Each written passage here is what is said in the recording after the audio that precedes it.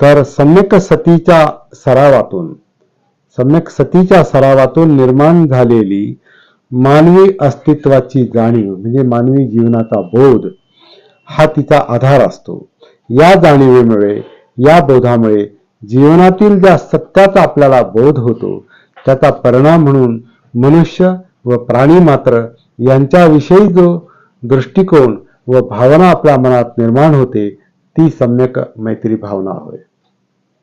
या अतिशय मौल्यवान व सर्वव्यापी अवस्थेच्या प्राप्तीमुळे आपल्या मनातील मीपणा, मी भावना आणि इतर म्हणजे मी आणि इतर आत्मपरभाव हा आत्मपरभाव किंवा आपपर भेद हा आपोआपच गळून पडायला सुरुवात होते.